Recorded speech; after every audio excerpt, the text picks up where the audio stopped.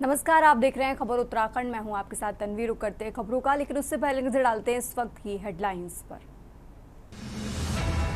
CM Dhami का सख्त संदेश, बोले उत्तराखंड में भूमि कानूनों से किसी भी प्रकार का खिलवाड़ बर्दाश्त नहीं। 94 साल में पहली बार देहरादून सैन्य प्रशिक्षण में महिला कैडेट करेंगी कदम ताल, राष्ट्रपति द्रौपदी मुर्मू लेंगी पासिंग आउट परेड की सलामी। ऋषिकेश में चारधाम यात्रा के लिए ऑफलाइन पंजीकरण, यात्रियों के लिए बनी परेशानी, रात भर काउंटर पर सो रहे यात्री। उत्तराखंड के सीमांत क्षेत्रों में पर्यटन से लौटेगी रौनक, नीतीमाड़ा और जादूंग की बदलेगी तस्वीर। उत्तरकाशी शहर में ईंधन संकट से लगा 3 किलोमीटर लंबा जाम, यात्री और स्थानीय लोग परेशान। उत्तराखंड में 2 दिन बाद फिर चढ़ा पारा, 44 के पार पहुंचा। इस हफ्ते पहाड़ों पर बारिश के आसार। आप देख रहे हैं के न्यूज, खबरों का सारथी। और अब रुक करते हैं खबरों का। खबर रामनगर से है, जहां कॉर्बेट टाइगर रिजर्व क्षेत्र में एक नर गुलदार का शव मिलने से वन विभाग में हड़कंप मच गया है। वन विभागीय टीम मौके पर पहुंचकर उच्चाधिकारियों को मामले की जानकारी दी। गुलदार को पोस्टमार्टम रिपोर्ट में मौत का कारण बाघ द्वारा हमला बताया जाना है। कॉर्बेट टाइगर रिजर्व की फोटो पूर्व बीट कक्ष संख्या 47 में बाउंड्री संख्या 7 के पास विभाग की गश्ती टीम को लेकर नर गुलदार का शव पड़ा मिला। वरिष्ठ पुलिस पशु चिकित्सक डॉक्टर दुष्यंत शर्मा, डॉक्टर राहुल सती ने मृत गुलदार का पोस्टमार्टम कराया गया है।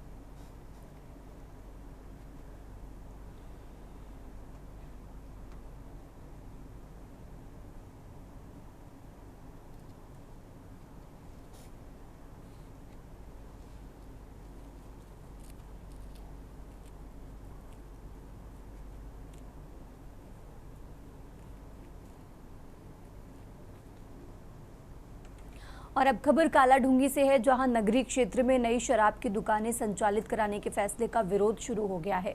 नगर के वार्ड संख्या 1 और 2 के लोगों ने विरोध में एकत्र होकर कड़ा विरोध जताया।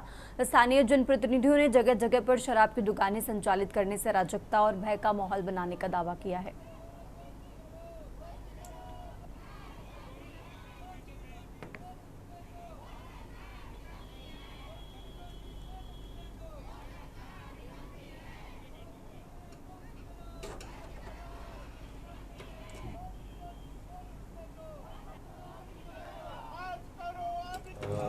अभी मुझे कालाढूंगी डाक बंगला रोड में जो अंग्रेजी व देसी शराब भट्टी के विरोध में एक ज्ञापन पत्र प्राप्त हुआ है ग्रामीण निवासियों द्वारा, क्षेत्र के जो निवासी हैं।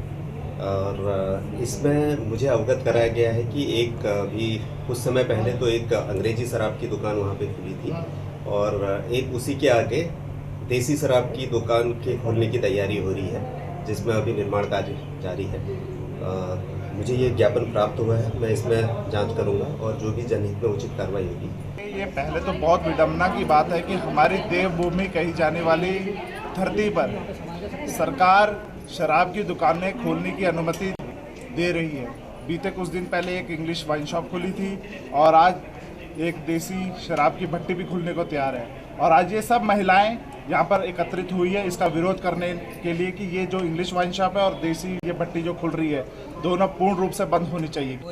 इसलिए इस प्रकार है कि जो हमारे वार्ड नंबर 1 है और 2 है, उस वहाँ डामगड़ा है, वहाँ पे क्षेत्र है, उसमें क्या बोलते हैं एक वाइन की दुकान खोली जा रही है और जो वो गलत तरीका है। वहाँ पे पहले एक भी दुकानें नहीं हुआ करती थी, एक दुकान को देख के दूसरी दुकान भी खोली जा रही है। यह है कि यहाँ पे नारी शक्ति है और यह है कि अगर औरतें यहाँ पर शराब की दुकान खुल जाएगी तो औरतों का आने जाने बंद हो जाएगा, बच्चों के लिए वहाँ हर चीज़ बेकार हो जाएगी। सारे बच्चे लड़की को खेलते हैं, कूदते हैं, अकेले रहते हैं। अगर कुछ हो गया है, बच्चों को कुछ शराब की दुकान खुल गई तो इससे क्या है वहाँ पर विरोध। इससे अच्छा कोई शिक्षा की चीज़ें खोलें, कोई ऐसा विकास करें जिससे कि वहाँ पे अच्छा काम हो, कोई बच्चों के रोजगार के लिए कर दो, बच्चों की स्पोर्ट्स की कुछ खोल दो। और आगे बढ़ते खबरों में 2012 बैच के आईएएस अधिकारी डॉक्टर आशीष चौहान ने देहरादून के जिलाधिकारी का कार्यभार संभाल लिया है। कार्यभार ग्रहण करने से पहले कोषागार निरीक्षण कर डॉक्टर चौहान ने रिकॉर्ड के व्यवस्थित संरक्षण और पेंशनरों के डिजिटल सत्यापन पर जोर दिया है।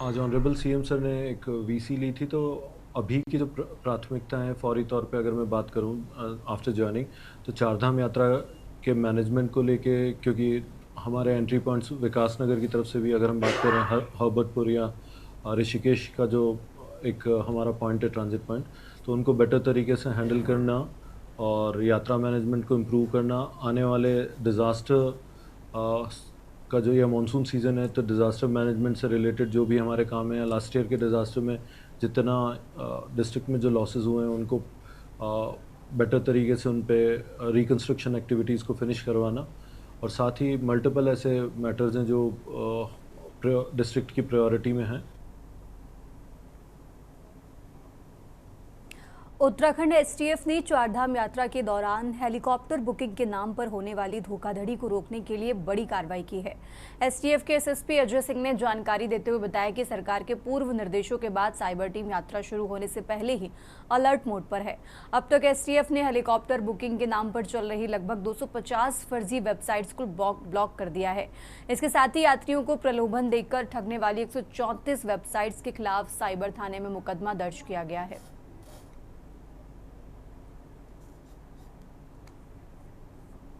चारधाम हमारी यात्रा है, इसमें सरकार द्वारा पूर्व निर्देश हुआ था कि जैसे हमेशा इसमें देखा गया है कि हेली सर्विसेज के नाम पर, खासकर चारधाम हेली सर्विसेज नाम पर फ्रॉड होता है और यात्री इसमें काफ़ी असुविधा इसमें होती है उनको। इसको देखते हुए यात्रा शुरू होने से पहले ही एसटीएफ की जो साइबर टीम है उसके द्वारा लगातार ऐसी वेबसाइट से नंबर जो सर्कुलेट होते हैं बुकिंग के नाम पर, उन पर नज़र रखी जा रही थी और ऐसे करीब 250 के करीब ऐसी फेक वेबसाइट जो क्रिएट की गई थी उसके आधार पर उनको रिमूव कराया गया। और अब खबर देहरादून से है, जहां राज्य सरकार और केंद्र सरकार के सहयोग से ग्रामीण क्षेत्रों में बाल विकास और महिला सशक्तिकरण को बढ़ावा देने के लिए लगातार आधुनिक सुविधाओं से युक्त आंगनबाड़ी केंद्र स्थापित किए जा रहे हैं। इसी क्रम में डोईवाला ब्लॉक की ग्राम पंचायत नागल बुलंदावाला के किशनपुर ग्रांट में लगभग 12 लाख रुपए की लागत से आंगनबाड़ी केंद्र का निर्माण भी किया गया है।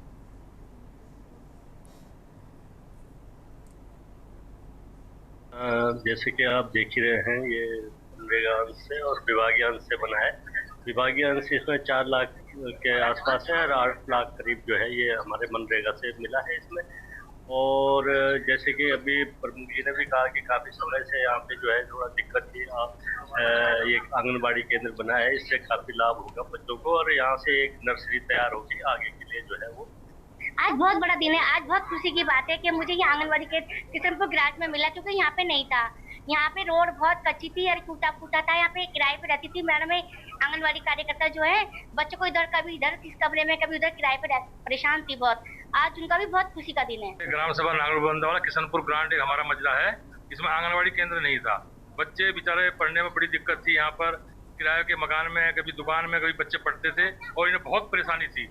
हमने तत्परता से हमारे प्रधान जी ने और ब्लॉक प्रमुख जी ने वीडियो साहब ने इसका पैसा मंजूर करवाया। मनरेगा से 8 लाख रुपए और बाल विकास से 4 लाख रुपए मंजूर हुआ है इसका, और ये जल्दी 2-3 महीने बनकर तैयार हो गया और आज यहाँ बच्चे अच्छे से पढ़ पाएंगे और बड़ा खुशी का दिन है और सभी गांव वाले सब खुश हैं कि उनके बच्चे यहाँ प्रारंभिक शिक्षा प्राप्त कर सकेंगे। कई सालों से जो किशनपुर ग्रांट का आंगनवाड़ी भवन है, ये भवन तो नहीं, आंगनवाड़ी केंद्र जो है वो कभी किसी के घर में कभी किसी की दुकान में इस तरह से ये चल रहा था और आज अपना भवन बन के तैयार हो गया। इसका निश्चित रूप से बच्चों को इसका फायदा मिलने वाला है और संख्या भी मैं समझता हूँ कि अब बच्चों की यहाँ पर बढ़ी।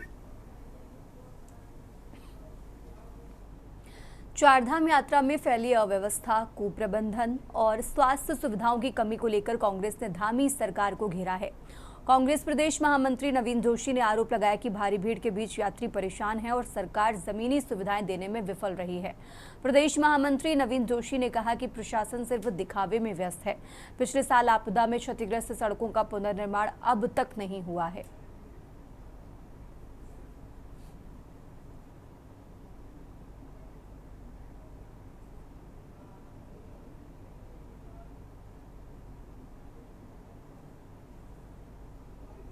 लोगों की आस्था का केंद्र है हमारा बद्रीनाथ, केदारनाथ, गंगोत्री, यमुनोत्री, चारों धामों में लोग यहाँ पे जाते हैं और जिस प्रकार से अव्यवस्थाओं की वीडियो सोशल मीडिया में चल रही हैं उससे काफ़ी चिंता का विषय है। सरकार ने इसको गंभीरता से नहीं लिया क्योंकि पूरे प्रदेश में यात्रा हर साल चलती है। उसमें यात्रियों को जो असुविधा हो रही है उसको सरकार को देखना चाहिए था। ट्रांसपोर्टेशन की वहाँ पे लोगों को प्रॉब्लम हो रही है, रहने के लिए लोगों को वहाँ दिक्कतें हो रही हैं। सड़कें जो ऑल वेदर की आप बात करते हैं, कई जगह सड़कें टूटी पड़ी हुई है, सरकार ने उसका रखरखाव नहीं किया।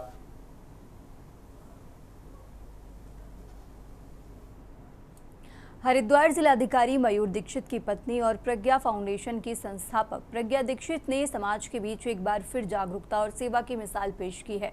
हरिद्वार के रावली महदूत ग्राम पंचायत पहुंची प्रज्ञा दीक्षित ने सैकड़ों महिलाओं और युवतियों को स्वास्थ्य, स्वच्छता और मासिक धर्म के दौरान अपनाई जाने वाली जरूरी सावधानियों के प्रति जागरूक किया है।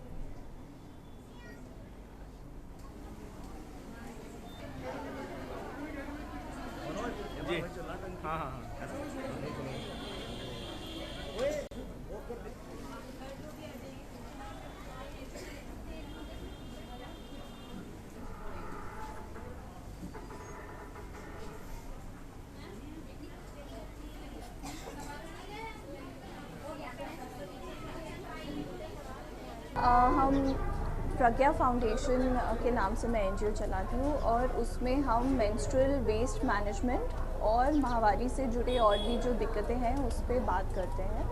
तो हरिद्वार में जो ये वेस्ट है और आजकल सफाई अभियान चल रहा है, तो उसके तहत ही मैंने आज यहाँ सेग्रीगेशन पे सबको जागरूकता प्रदान की और जो रेड वेस्ट है उसके बारे में बताया कि जो मेंस्ट्रुअल वेस्ट है ये रेड वेस्ट की श्रेणी में आता है और उसे अस्पताल के कूड़े की तरह ट्रीट किया जाए। इन दिनों उत्तराखंड के जंगल धधक रहे हैं। वनाग्नि की घटनाओं का न सिर्फ पर्यावरण पर प्रभाव पड़ रहा है बल्कि ये बढ़ती आग की घटनाएं वन्य जीवों को भी प्रभावित कर रही हैं। यही नहीं, प्रदेश की कीमती वन संपदा को भी काफी क्षति हो रही है। राज्य में बढ़ती वनाग्नि की घटनाओं पर अब सियासी घमासान भी शुरू हो गया है। ये रिपोर्ट देखिए।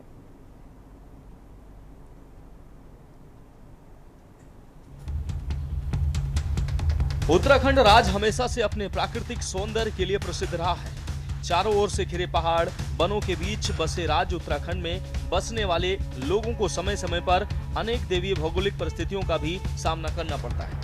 वहीं बात करें वर्तमान समय की, तो इन दिनों प्रदेश में सबसे बड़ी परेशानी लगातार वनाग्नि और वन्य जीवों के हमले की बनती हुई नजर आ रही है, जिस पर मुख्यमंत्री धामी ने चिंता जताते हुए वन महकमे के अधिकारियों के साथ समीक्षा बैठक की। हालांकि उसका भी कोई अभी तक ठोस परिणाम धरातल पर निकल कर नहीं आया और आग और भयानक हो चली है। उत्तराखंड के वन क्षेत्रों में होने वाले अग्निकांड साल दर साल बढ़ते जा रहे हैं। मौजूदा समय में वन क्षेत्र में होने वाले अग्निकांड 15 फरवरी से लेकर 30 जून तक होता है। वन विभाग का अनुमान था कि इस साल कम वर्षा और पहाड़ों पर कम बर्फबारी होने के कारण आग की घटनाओं में इजाफा होगा। वन विभाग के मुताबिक उत्तराखंड के जनपद चमोली, रुद्रप्रयाग, पौड़ी गढ़वाल और पिथौरागढ़ मुख्य रूप से अग्निकांड की चपेट में ज्यादा आए हैं। प्रदेश में अब तक 296 वन क्षेत्र में अग्नि की घटनाएं हुई हैं, जिनमें से 243 ने वन क्षेत्र को प्रभावित करने का काम किया है। वन विभाग इन आग की घटनाओं पर काबू पाने के लिए प्रदेश के 21 विभागों में आपसी समन्वय स्थापित कर रहा है। वनाग्नि से नुकसान के बीच प्रदेश में राजनीति और आरोप प्रत्यारोप की आग भी लगती नजर आ रही है। अभी हमने फायर सीजन का सबसे सेंसिटिव समय पे हैं, क्योंकि पिछले 2-3 दिन से काफ़ी मात्रा में हमारा टेम्परेचर बढ़ गया है। पूरी स्टेट में फॉरेस्ट डिपार्टमेंट हाई अलर्ट पर है। कहाँ पर कोई भी सूचना मिलते ही इमीडिएटली सूचना के आदान प्रदान के ऊपर इसको मोबिलाइज किया जाए कि फॉरेस्ट फायर को तत्काल कंट्रोल कर लिया जाए। वन क्षेत्र में वनाग्नि घटनाएं होना एक एनुअल फीचर भी है और एक तरह का आपदा भी है। हमारी फॉरेस्ट फायर सीजन 15 फरवरी से जो शुरू होता है, 15 फरवरी से लेकर 30 जून तक या मानसून आने तक जो भी स्थिति हो, अगर हम पिछले 5 साल के आंकड़ों की ऊपर नज़र डालें तो ये पाया जाता है कि हर अल्टरनेट ईयर में वनाग्नि घटनाएं ज़्यादा होती है। देखिए, सरकार के दावों की पोल तो स्वयं सरकार के मंत्री खोल रहे हैं। ये वनाग्नि इस प्रदेश के लिए कोई नई नहीं है। हर वर्ष ये एक परंपरा से चली आ रही है कि जब भी गर्मियां शुरू होती हैं तो यहाँ के जंगल जो है धधक उठते हैं। और पिछले वर्ष भी आपने देखा होगा कि जिस तरीके से वनाग्नि ने विकराल रूप धारण करा, लोग हताहत भी हुए।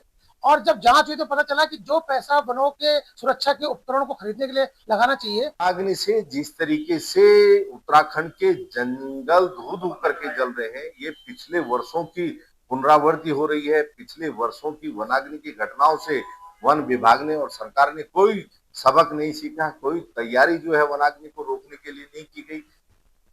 देखो कांग्रेस विपक्ष में है तो जाहिर सी बात है कि अच्छे कार्य हों या गलत कार्य हों, सबके ऊपर टीका टिप्पणी कांग्रेस को मुझे लगता है कि आदत सी पड़ चुकी है और वो अपनी उस आदत से बहुत मजबूर हो चुके हैं। लेकिन सरकार लगातार जिस तरीके से इस समय आग की चपेट में हमारे जंगल आते हैं उनको बचाने के लिए लगी है, हमारे कर्मचारी।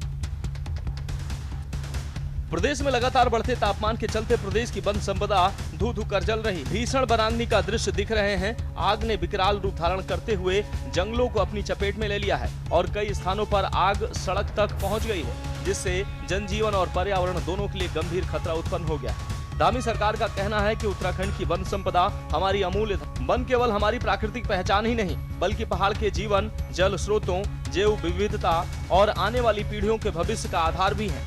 इस प्रकार की घटनाएं अत्यंत चिंताजनक हैं। स्थिति की गंभीरता को देखते हुए उन्होंने तत्काल वन विभाग के अधिकारियों से फोन कर आवश्यक कार्रवाई के त्वरित नियंत्रण के निर्देश भी दिए हैं। साथ ही स्थानीय प्रशासन से भी समन्वय बनाकर राहत और सुरक्षा उपाय सुनिश्चित करने को कहा। अब अनेक क्षेत्रों के अंतर्गत जिन स्थानों पर आग लगने की सूचना मिल रही है वहां उनकी टीम तुरंत मौके पर पहुंचकर आग पर काबू पा रही है। इसके लिए फायर वॉचर भी नियुक्त किए गए हैं।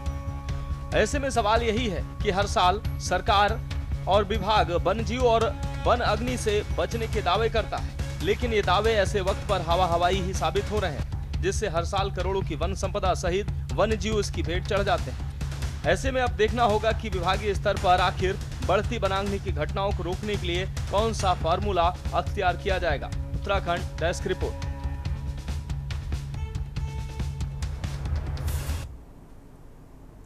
आगे बढ़ते खबरों में पवित्र गंगा दशहरा के पावन पर्व पर तीर्थनगरी हरिद्वार में आस्था के एक अभूतपूर्व महाकुंभ देखने को मिला। भीषण गर्मी के बावजूद देश के कोने कोने से आए श्रद्धालुओं के उत्साह में कोई कमी नहीं देखी गई। प्रशासनिक आंकड़ों के मुताबिक इस पावन अवसर पर लाखों श्रद्धालु मां गंगा में डुबकी लगाकर पुण्य कमाए। निश्चित तौर से यहाँ पिछले 9 बार से भारतीय जनता पार्टी का विधायक है।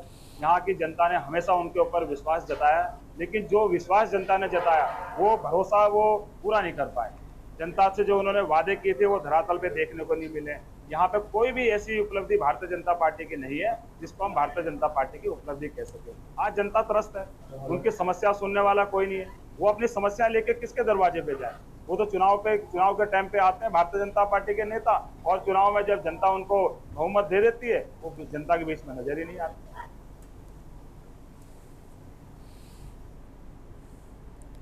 प्रदेश में 2027 में होने वाले विधानसभा चुनाव को लेकर सभी राजनीतिक दलों ने तैयारियां तेज कर दी हैं। इसी क्रम में कांग्रेस पार्टी ने भी अपनी कमर कस ली है। देहरादून की कैंट विधानसभा सीट से इस बार कांग्रेस के प्रदेश महामंत्री व पूर्व राज्य मंत्री नवीन जोशी का नाम प्रमुख दावेदार के रूप में सामने आ रहा है। जोशी लगातार क्षेत्र में सक्रिय हैं और जनसंपर्क में जुटे हुए हैं।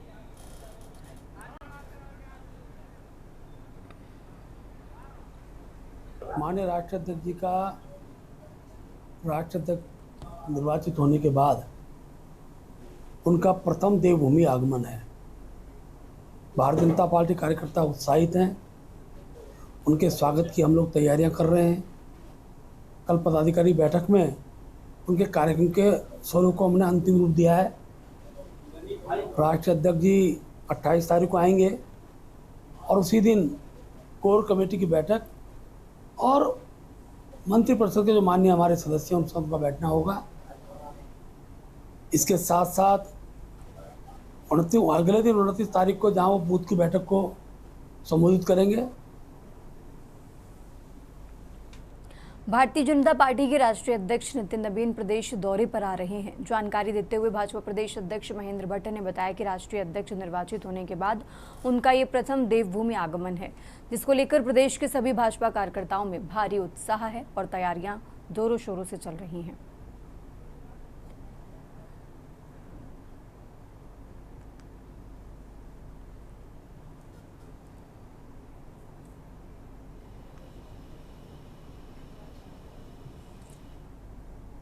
ऋषिकेश के त्रिवेणी संगम पर गंगा दशहरा बड़ी धूमधाम से मनाया जा रहा है। बड़ी संख्या में गढ़वाल सहित देश के अन्य हिस्सों से श्रद्धालु गंगा में स्नान के लिए पहुंच रहे हैं।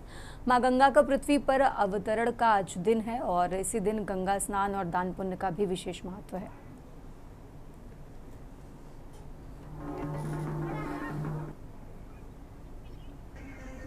बहुत आनंद आ रहा है। आत्मा की शुद्धि हो रही है, आत्मा शुद्धि हो रही है, बहुत मजा आ रहा है। हम हर साल आते हैं, हर साल गंगा दशहरे में आते हैं। तो ये 10वीं तिथि ज्येष्ठ मास का गंगा अवतरण के रूप में मनाया जाता है। आज ही के दिन भागीरथी जी के कठोर तपस्या के बाद माँ गंगा धरती पे पदार्पण की थी। तो यात्रा के दौरान बड़ी दूर दूर से भारत के हर प्रांत से लोग यहाँ पे आके आस्था के साथ माँ गंगा में डुबकी लगा रहे हैं, अपने पितरों के निमित्त भी पूजन कर रहे हैं।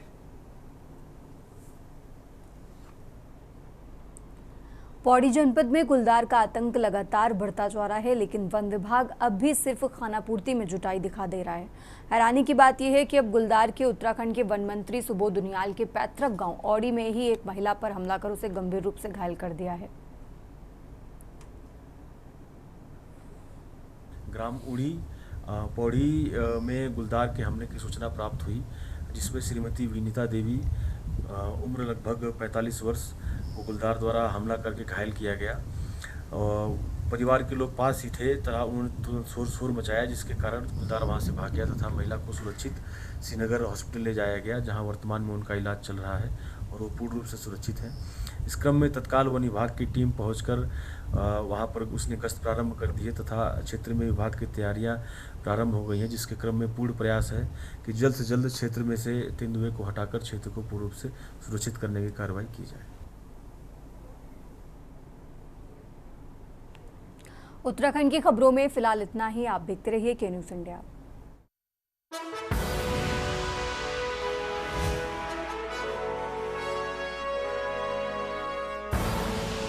आप देख रहे हैं के न्यूज़ खबरों